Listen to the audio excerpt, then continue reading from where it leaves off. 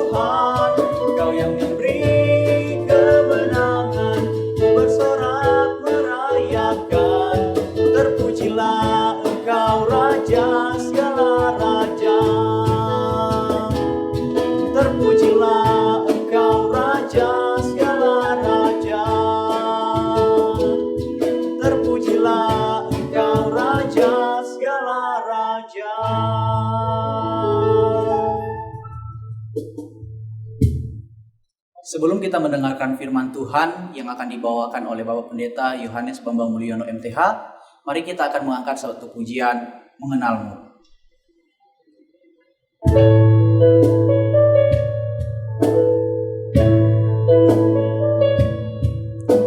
Bila buka mataku dan lihat wajahmu, terkadang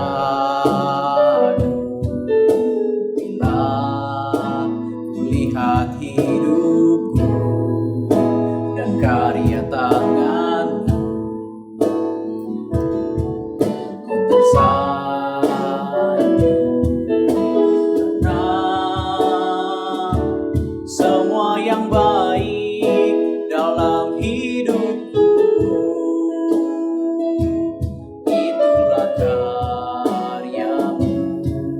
Kau beri kesempatan yang baru dan ku ingin mengenalmu Tuhan lebih dalam dari semua yang ku kenal.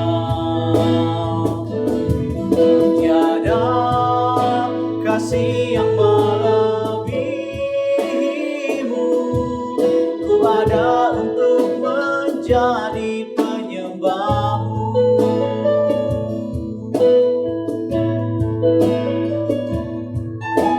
Bila ku buka mataku dan lihat wajahmu, terkadang bila ku lihat hidupku dan karya tanganmu, ku tersanjung karena semua yang baik dalam hidupku itulah karyamu. Kau beri kesempatan yang baru dan ku ingin mengenalmu Tuhan lebih dalam dari semua yang ku kenal. Tiada kasih yang melebihimu, ku ada untuk menjadi penyembahmu dan ku ingin mengenalmu Tuhan lebih dalam dari semua yang ku kenal. Tiada kasih yang melebihimu, ku ada untuk menjadi penyembahmu. Ku ada untuk menjadi, ku ada untuk menjadi, ku ada untuk menjadi penyembahmu.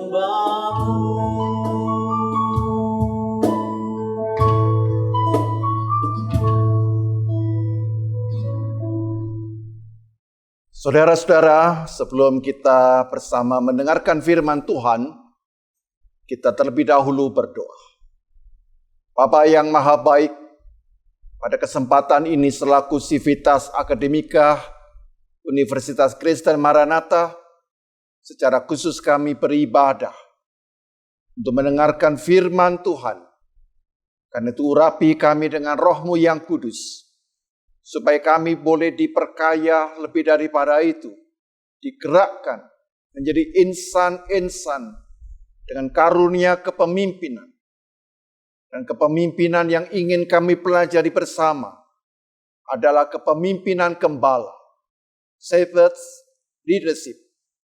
Karena itu Tuhan, kami menyerahkan seluruh pemberitaan firman ini di dalam penyertaan dan kuasa-Mu. Kami berdoa dalam nama Tuhan Yesus Kristus. Amin. Saudara-saudara yang dikasihi oleh Tuhan, kita akan membaca satu bagian yang menjadi landasan firman Tuhan dengan tema kepemimpinan gembala. Mari kita membaca dari surat 1 Petrus pasal 5, ayat 1 sampai dengan ayat yang keempat. 1 Petrus pasal 5, ayat 1 sampai dengan ayat yang keempat. Aku menasihatkan para penatua di antara kamu. Aku sebagai teman penatua dan saksi penderitaan Kristus, yang juga akan mendapat bagian dalam kemuliaan yang akan dinyatakan kelak. Gembalakanlah kawanan domba Allah yang ada padamu. Jangan dengan paksa tetapi dengan sukarela, sesuai dengan kehendak Allah. Dan jangan karena mau mencari keuntungan, tetapi dengan pengabdian diri. Janganlah kamu berbuat seolah-olah kamu mau memerintah atas mereka yang dipercayakan kepadamu. Tapi hendaklah kamu menjadi teladan bagi kawanan domba itu. Maka kamu apabila Gembala Agung datang, kamu akan menerima mahkota kemuliaan yang tidak dapat layu. Demikian firman Tuhan bagi kita sekalian.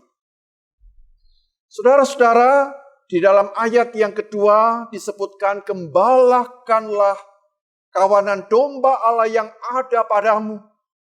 Jangan dengan paksa tetapi dengan sukarela, sesuai dengan kehendak Allah. Dan jangan karena mau mencari keuntungan, tetapi dengan pengabdian diri. Nah, dari ayat inilah kemudian muncul satu tema kepemimpinan gembala. Nah, saudara-saudara, ada model macam-macam kepemimpinan gembala. Ada servant leadership, ada filial leadership. Nah, di antara model-model kepemimpinan yang saya sebutkan tadi, dapat saya katakan bahwa kepemimpinan gembala itu merupakan model yang paling fundamental di dalam kehidupan umat Kristen. Nah, saudara-saudara, mari kita melihat dari sudut jumlah katanya saja. Misalnya dari sudut jumlah penggunaan kata gembala dalam bahasa Ibrani, yaitu ra'ah. Ya. Ra'ah. Itu jumlahnya dipakai di perjanjian lama itu sebanyak 1198 kali. Banyak sekali. 1198 kali. Nah, saudara-saudara, memang kepemimpinan atau pemimpin di Israel itu disebut dengan gembala, dengan ra'ah.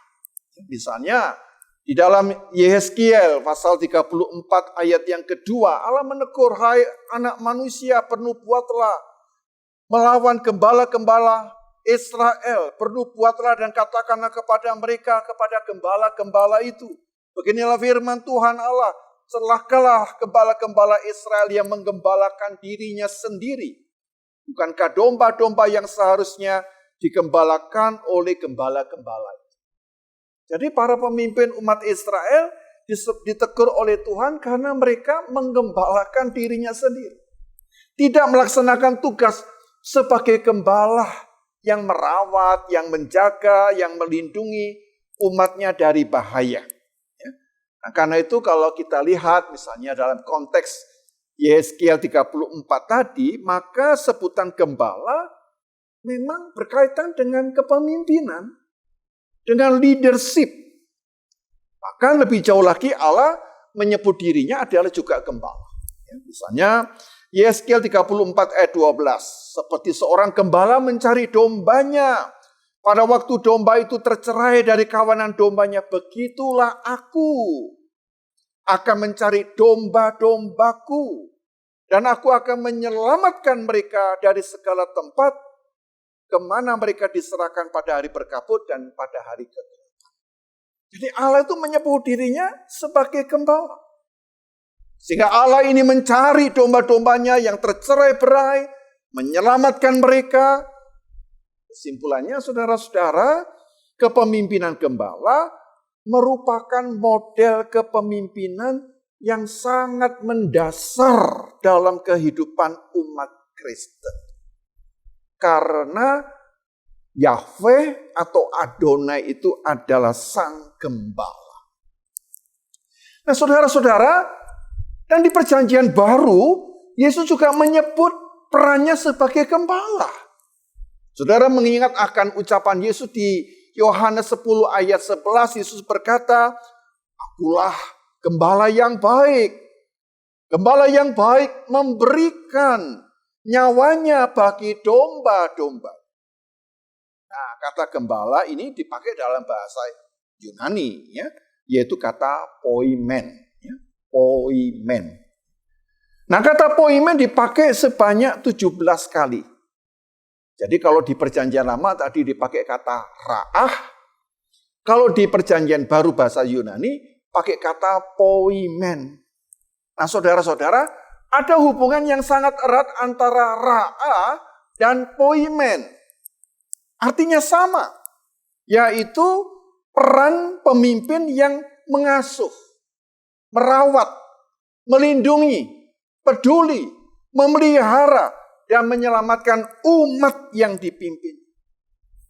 Nah, nanti dari kata poimen, gembala itu dikembangkan menjadi kata disebut dengan poimnion, ya, poimnion, artinya kawanan domba.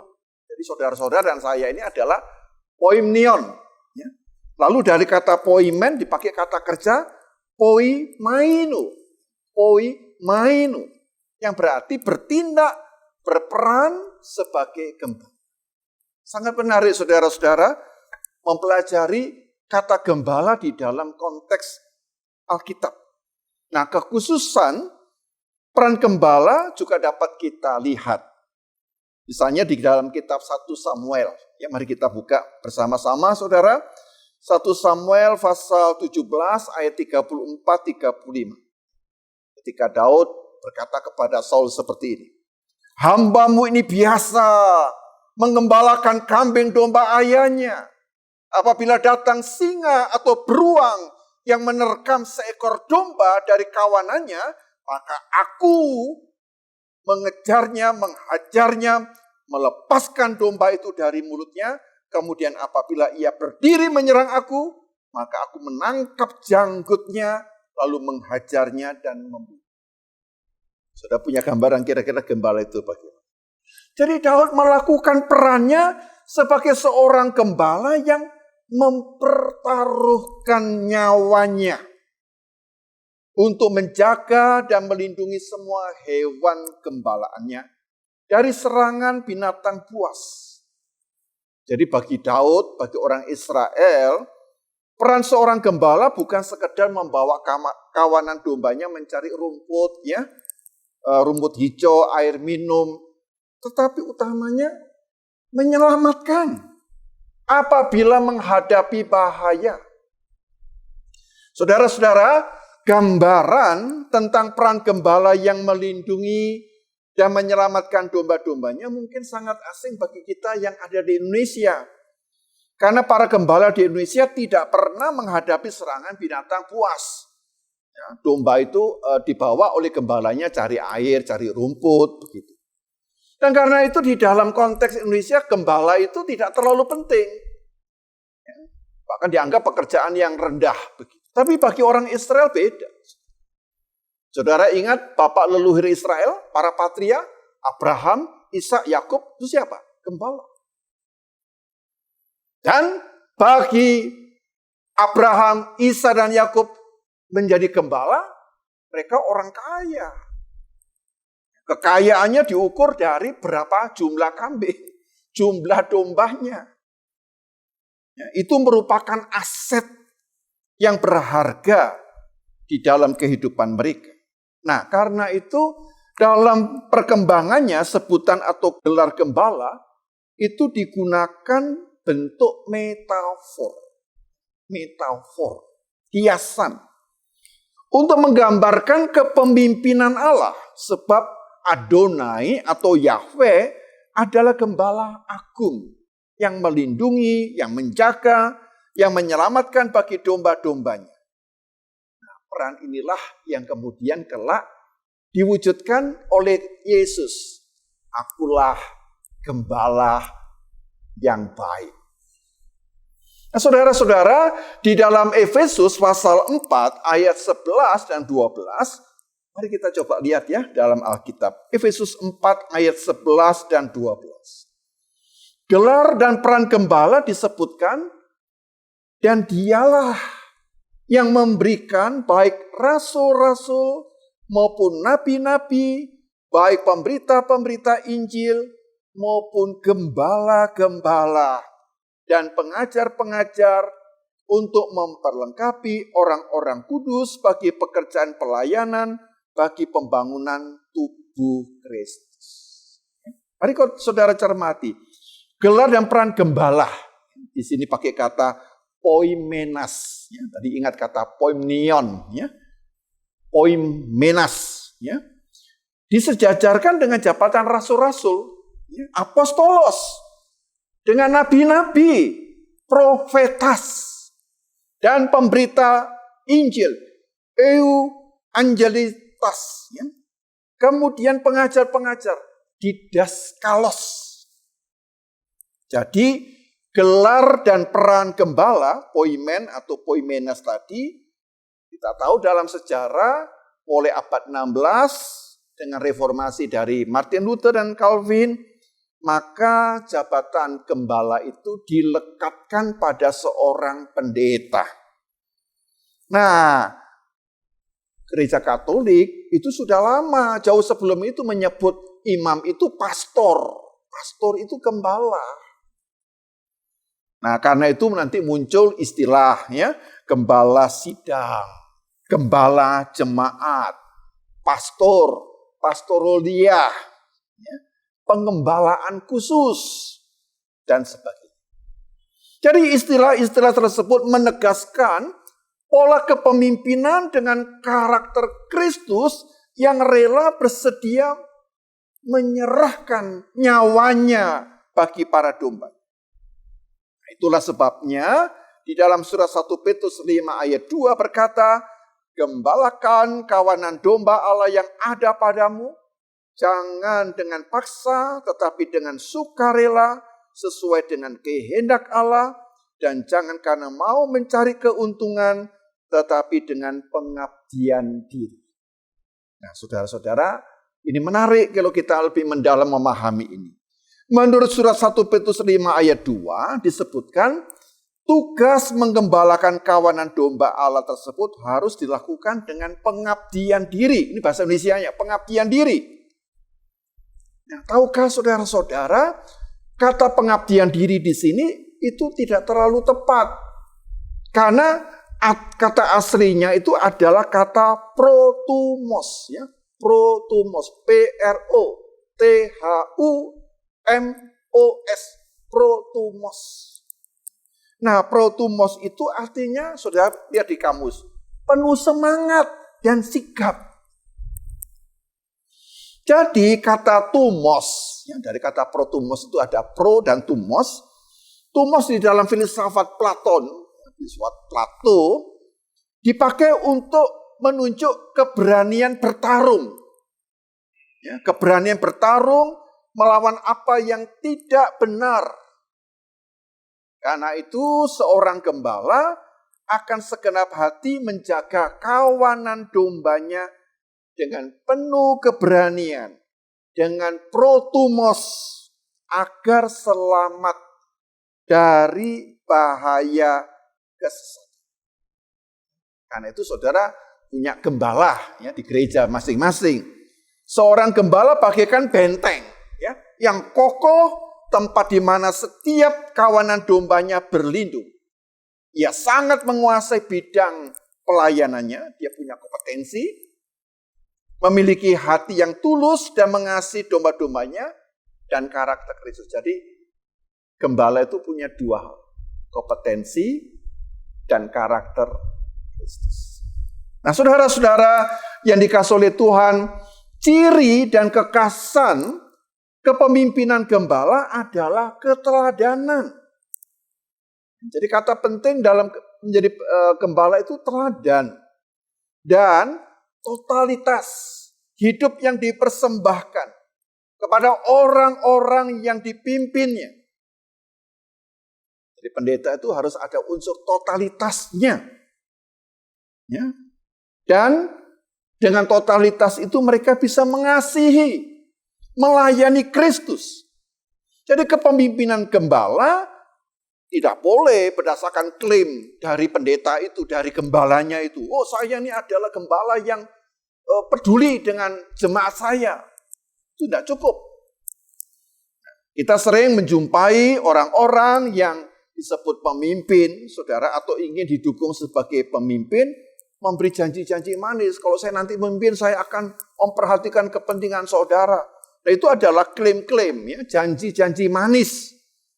Tetapi kita tahu tidak pernah diwujudkan.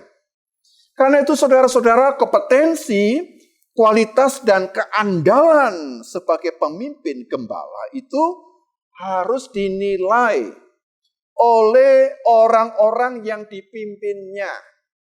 Bukan berdasarkan anggapan atau penilaian dirinya sendiri. Orang-orang yang dipimpin oleh sang gembala itu memang mengalami proses pertumbuhan secara holistik, ya, pemberdayaan, pengembangan diri, dan pembaruan. Ya, itu efek dari kepemimpinan gembala yang benar. Jadi kepemimpinan Yesus selaku gembala itu dapat dialami oleh umat percaya sepanjang zaman. Sehingga menghasilkan pribadi-pribadi dan komunitas yang menginspirasi dan membawa daya pembaruan.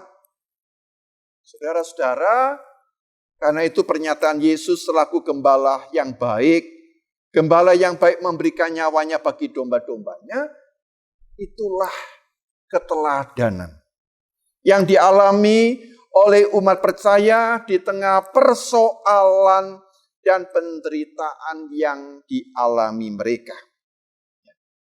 Khususnya waktu itu umat Kristen perdana melihat dan merefleksikan kematian Yesus di atas kayu salib untuk memberikan nyawanya kepada mereka.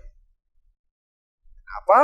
Karena walau Yesus anak Allah, namun ia bersedia mengosongkan dirinya dengan menjadi manusia untuk memberikan nyawanya bagi keselamatan umat manusia. Saudara-saudara, maka model kepemimpinan gembala adalah kepemimpinan teladan yang dilandasi oleh totalitas mengabdikan diri dengan integritas dan kesetiaan untuk memberdayakan dan mengembangkan kualitas hidup dari orang-orang yang dipimpinnya.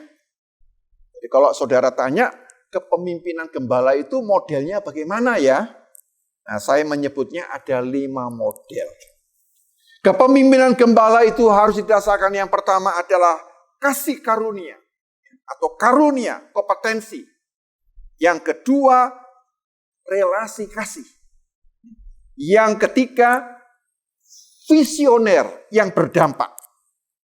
Yang keempat, kaderisasi dan regenerasi.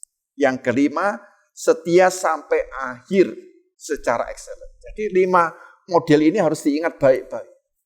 Kita jadikan ukuran. Yang pertama, karunia kompetensi. 2 apa? Relasi kasih. Yang ketiga apa? Visioner yang berdampak. 4, kaderisasi dan regenerasi. Yang kelima, setia sampai akhir.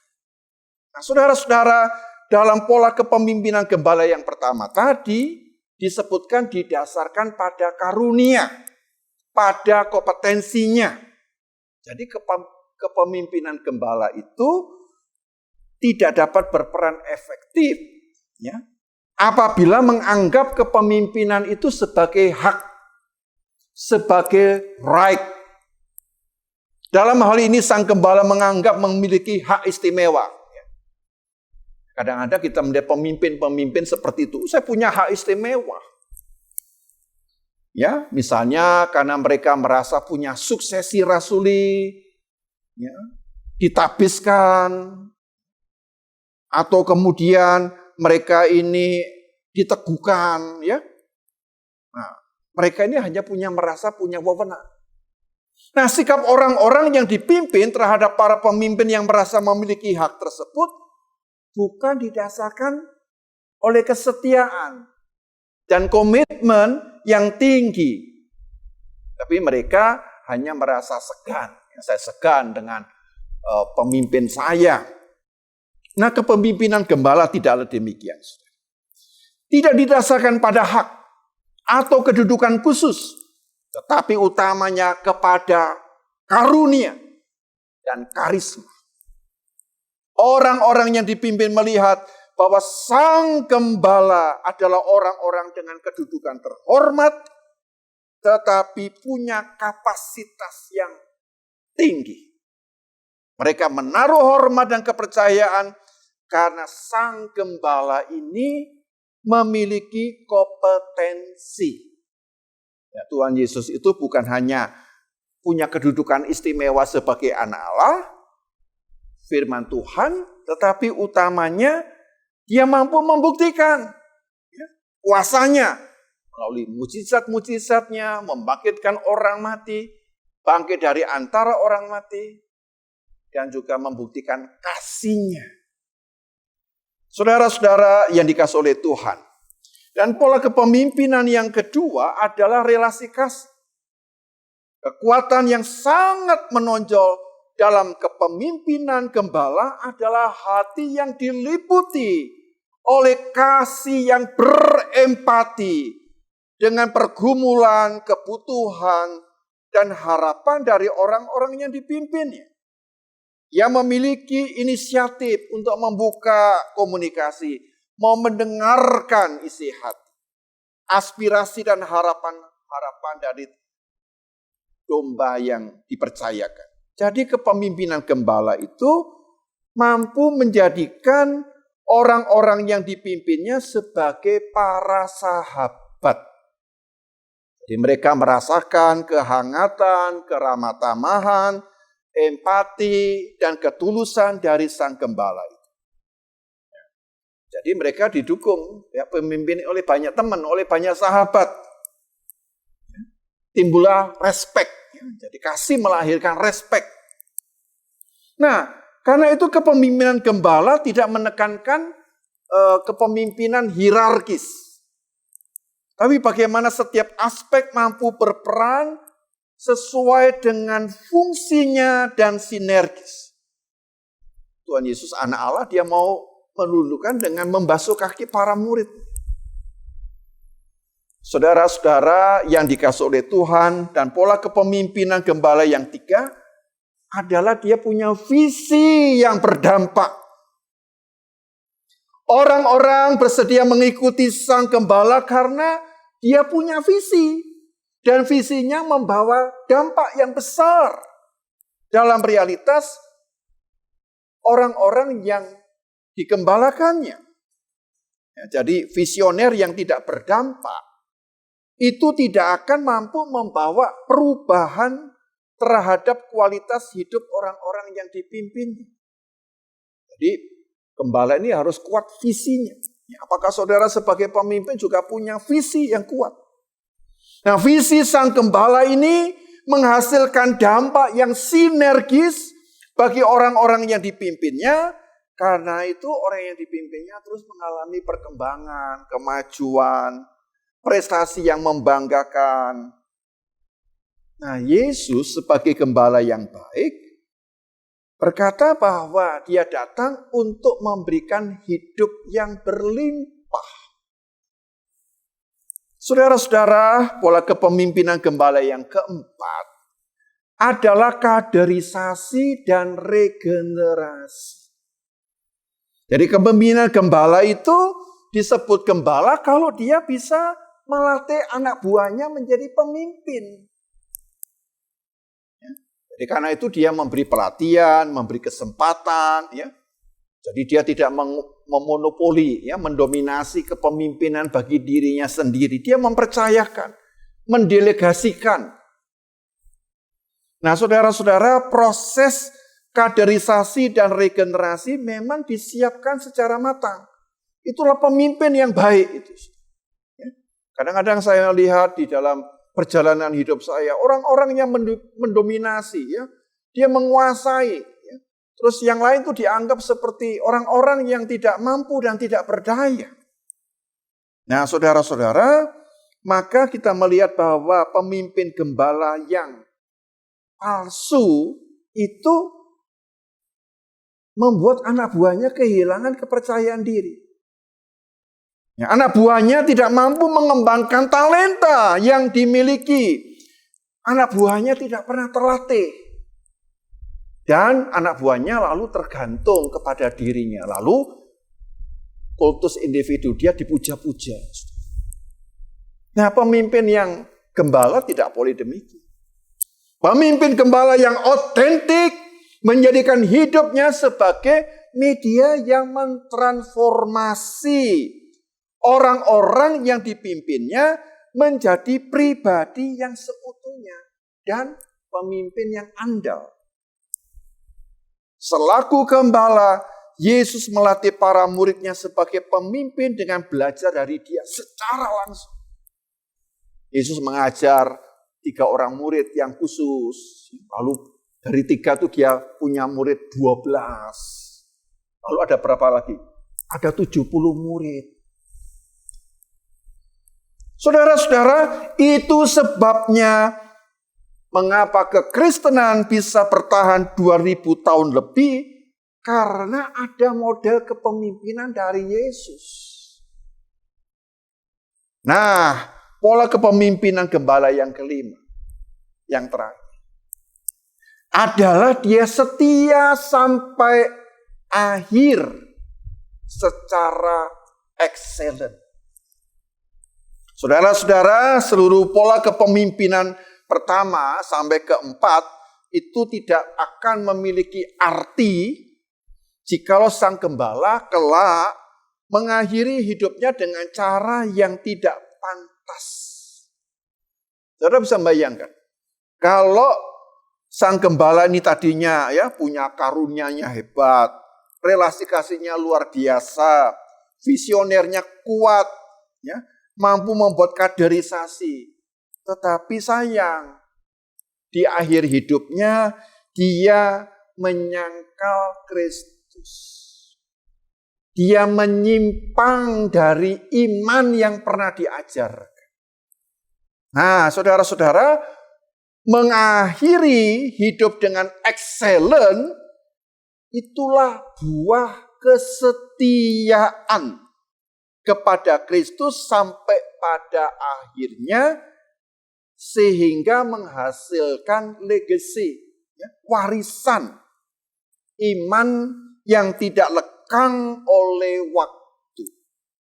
Sang gembala selaku pemimpin sampai akhir hidupnya finishing well. Nah, Yesus selaku sang gembala juga finishing well. Sehingga di dalam surat Filipi pasal 2 ayat 8 dan 9 berkata, dan dalam keadaan sebagai manusia, ia telah merendahkan dirinya dan taat sampai mati, bahkan sampai mati di kayu salib. Itulah sebabnya Allah sangat meninggikan dia dan mengaruniakan kepadanya nama di atas segala nama.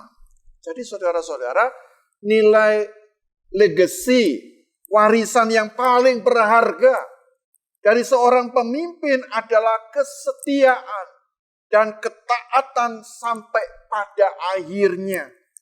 Walau ia harus mengalami penderitaan, penolakan, sakit, dan kematian. Saudara-saudara, dari ulasan di atas kita dapat melihat bahwa pola kepemimpinan gembala, servant leadership tadi, pada hakikatnya mengimplementasikan kepemimpinan Kristus. Jadi core spiritual dari servant leadership, kepemimpinan gembala, itu berpusat pada hati dan karakter Allah yang mengasihi dan peduli. Jadi core-nya ini hati Allah. Jadi kepemimpinan itu harus berpusat pada hati Allah. Nah saudara-saudara, dengan hati Allah yang mengasihi dan peduli itulah kepemimpinan gembala itu didasarkan kepada kepemimpinan Kristus yang mengasihi, yang peduli, dan menyelamatkan. Jadi saudara-saudara, lingkup kepemimpinan umat percaya di dalam setiap bidang. Apakah dalam organisasi sekuler, profesi, anggota masyarakat, dan keluarga itu harusnya menggunakan model kepemimpinan gembala. Ini saya kira kepemimpinan yang paling fundamental, saudara, dibandingkan dengan model-model kepemimpinan yang kita kenal selama ini. Karena itu di dalam 1 Petrus 5 ayat 3 berkata, janganlah kamu berbuat seolah-olah kamu mau memerintah atas mereka yang dipercayakan kepadamu, tetapi hendaklah kamu menjadi teladan bagi kawanan domba itu. Jadi kepemimpinan gembala itu kepemimpinan teladan. Jadi kata utama di dalam teladan itu apa, saudara-saudara? Teladan yang kita ingin tampilkan apa? Ada 5. Integritas, kesetiaan, ketaatan, kerendahan hati, dan kelima, kesediaan untuk berkorban. Ini harus kita menjadi teladan dalam 5 ini. Integritas, kesetiaan, ketaatan, kerendahan hati, dan bersedia berkorban. Nah saudara-saudara, dengan 5 elemen keteladanan tersebut, umat percaya akan menghadirkan damai sejahtera, pemberdayaan, keselamatan, dan kesejahteraan bagi orang-orang di sekitar. Nah, pada masa kini, di konteks masa kini, apalagi di tengah-tengah masa pandemi seperti ini, kita makin sadar, saling tergantung satu dengan yang lain. Interdependensi. Itulah artinya setiap umat harus saling tergantung, menggembalakan satu dengan yang lain untuk melengkapi. Jadi jemaat itu adalah persekutuan para gembala yang saling peduli dan menggembalakan. Umat adalah para pribadi yang hadir sebagai pemimpin gembala di setiap bidang yang dipercayakan Tuhan. Saudara-saudara, maka pola kepemimpinan gembala ini sangat relevan dengan kehidupan kita. Kepemimpinan gembala tidak cukup diserahkan hanya kepada seorang pendeta, kepada penatua, kepada pemberita Injil, kepada pengajar-pengajar, kepada guru-guru, kepada para dosen. Tidak cukup. Semua orang dipanggil menjadi gembala. Minimal menjadi gembala bagi dirinya sendiri. Karena itu saudara, makin disadari setiap orang itu memiliki talenta, yang memiliki kompetensi, skill, dan panggilan hidup yang saling melengkapi. Jadi apabila seluruh talenta, kompetensi, dan skill tersebut disinergikan, maka akan terjadi transformasi. Jadi kalau kita di Maranatha itu berjalan sendiri-sendiri, dan kita mengabaikan tugas kita menggembalakan, kita hanya untuk diri sendiri, nama kekristenan kita ya sekedar nama. Reformasi dalam kehidupan akan terjadi kalau kita mau berpusat kepada Kristus sebagai gembala, lalu kita bersama-sama saling menggembalakan.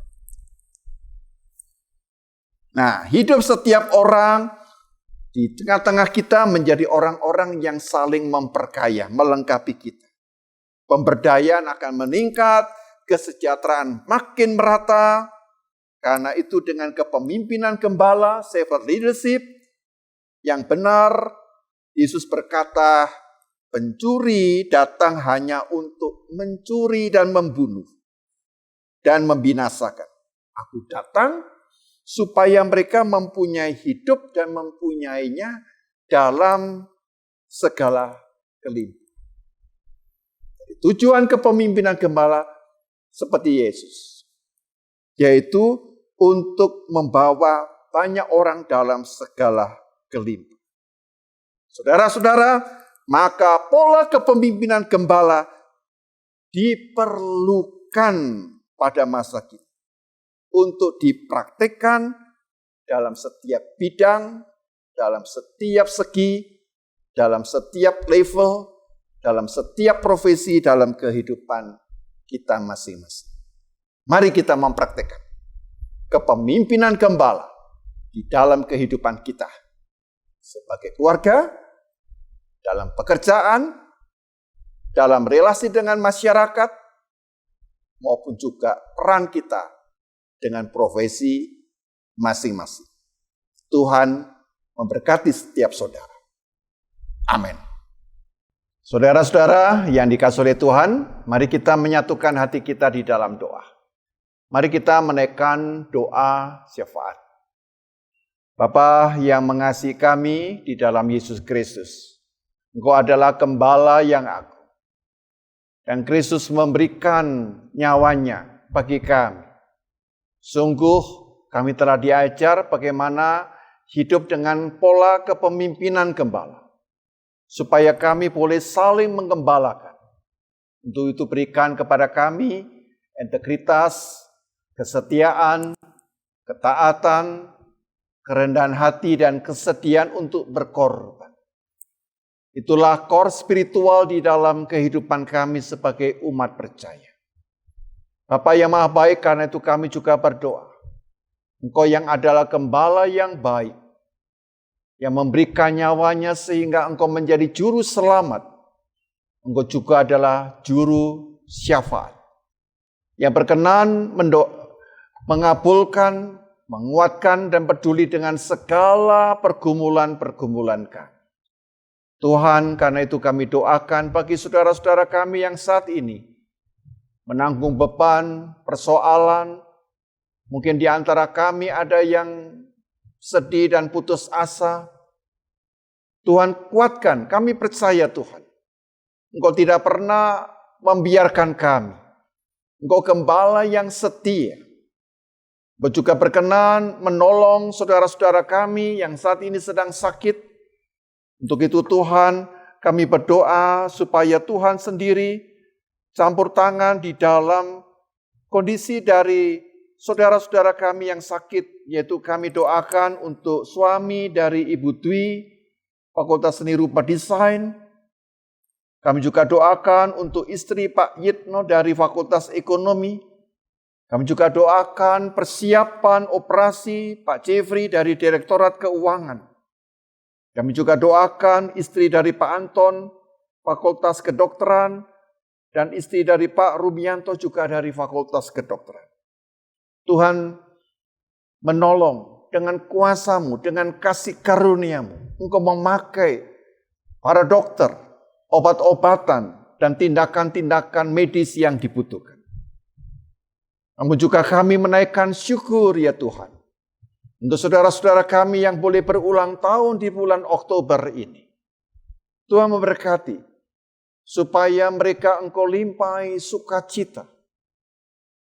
Bahwa mereka boleh memiliki gembala yang baik. Yesus Kristus. Di tengah-tengah persoalan, pergumulan khususnya di masa pandemi ini.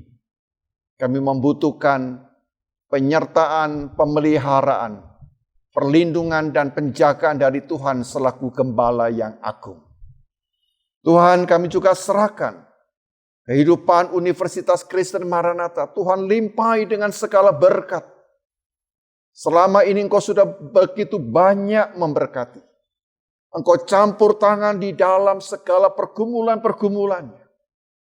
Lanjutkanlah ya Tuhan, kasih karunia dan kesetiaan Tuhan.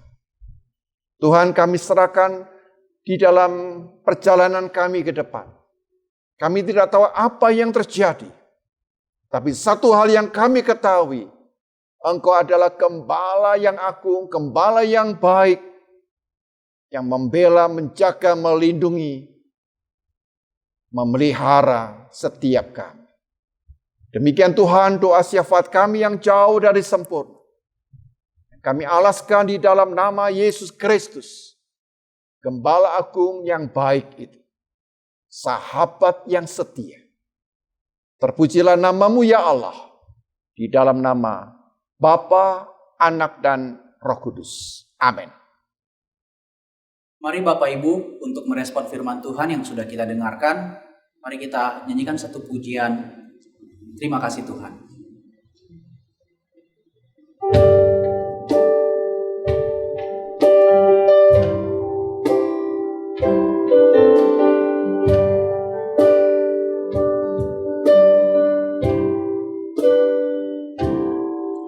Terima kasih Tuhan untuk kasih setiamu yang kualami dalam hidupku.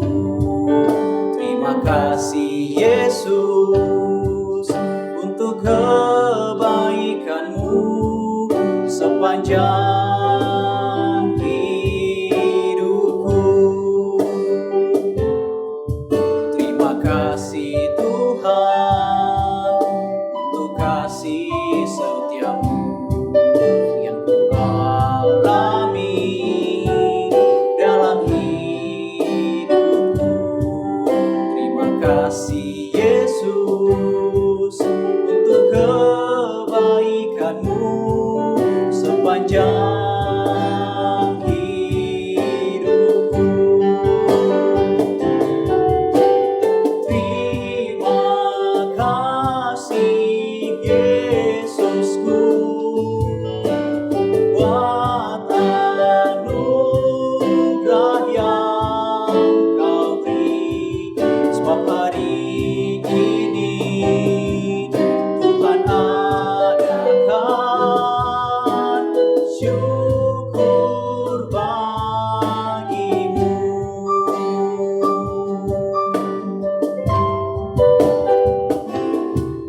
Terima kasih Tuhan untuk kasih setiamu yang kualami dalam hidupku. Terima kasih Yesus untuk kebaikanmu sepanjang hidupku. Terima kasih Yesusku buat anugerah yang kau beri, sebab hari ini Tuhan adakan syukur bagimu.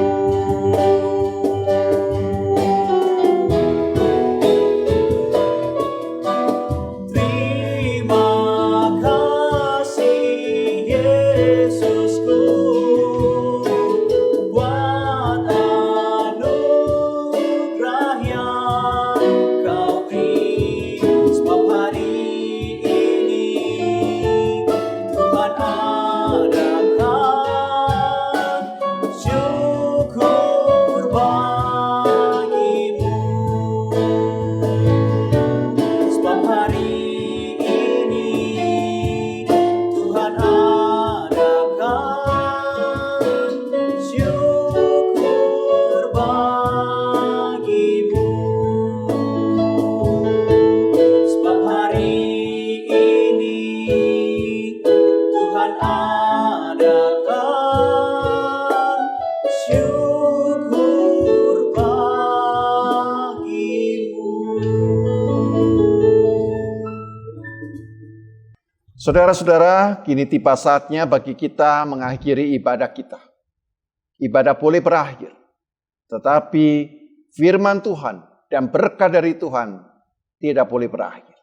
Karena itu mari kita membuka diri kita, merendahkan diri kita untuk menyambut berkat dari Tuhan. Mari saudara, kita menyambut berkat dari Tuhan. Tuhan memberkati engkau dan melindungi engkau. Tuhan menyinari engkau dengan wajah-Nya dan memberikan kepadamu kasih karunia. Tuhan menghadapkan wajah-Nya kepadamu dan memberi engkau damai sejahtera. Dalam nama Bapa, Putra, dan Roh Kudus. Amin. Bapa, terima kasih.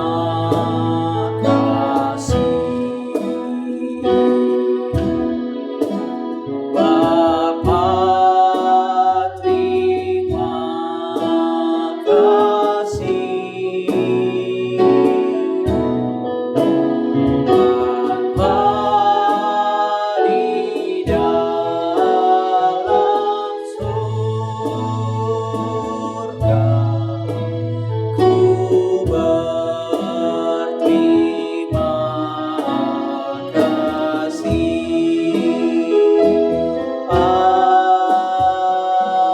Amin. Tak terasa, ibadah Maranatha Family Fellowship hari ini telah selesai.